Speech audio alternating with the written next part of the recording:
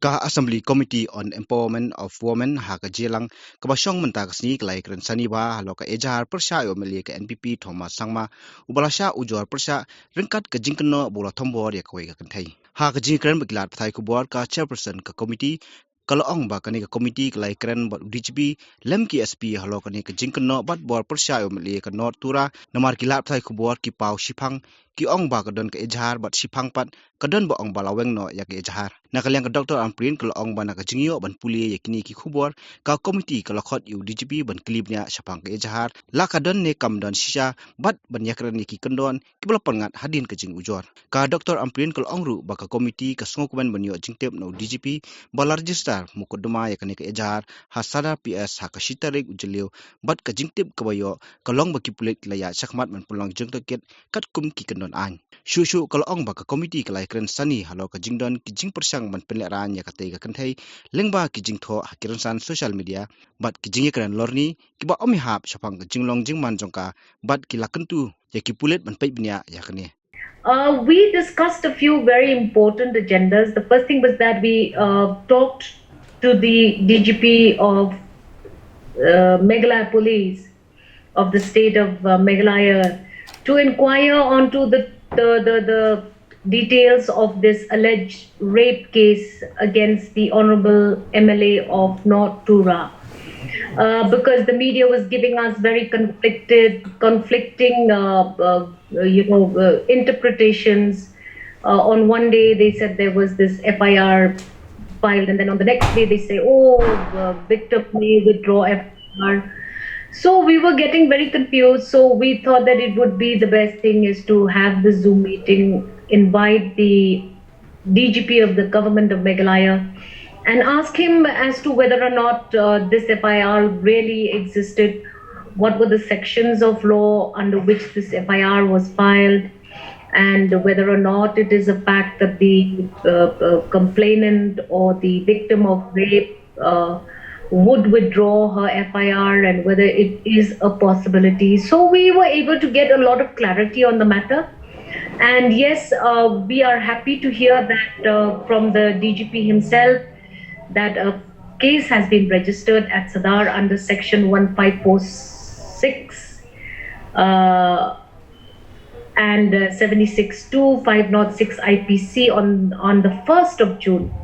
So the case number is 154/6/2021.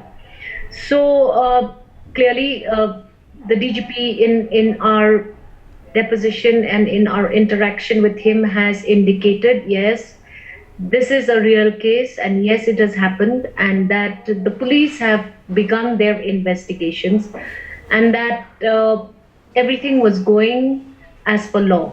So we want to share with you that there should be no ambiguity about that. We have highlighted to the DGP of the government of Meghalaya about the attempt to shame the victim, because several people are posting her pictures on the social media, are posting her videos on the social media.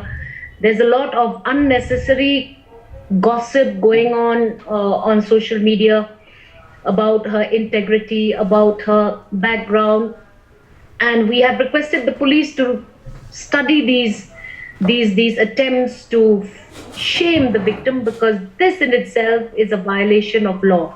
And nobody should disclose the name of the victim. Nobody should attempt to malign further the reputation of the victim. We also inquired from the DGP of the government of Meghalaya whether or not the victim has adequate access to legal aid. And there was a promise made that yes, the police will inquire, and necessary assistance to provide legal aid to this victim is also of prime importance, so that evaluation of what is true and what is false can be heard and can be evaluated. So we are going to be given a report from the Meghalaya police about whether or not the victim has the adequate legal aid. No. Media harassment to the victim is also not allowed. You cannot ask the victim personal questions. You cannot ask because it is not fair. You cannot publish because that's all, pressurizing her.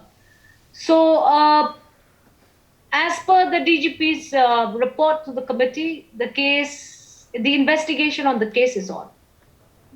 Every other thing for the committee is just rumors and gossip. We base it on that.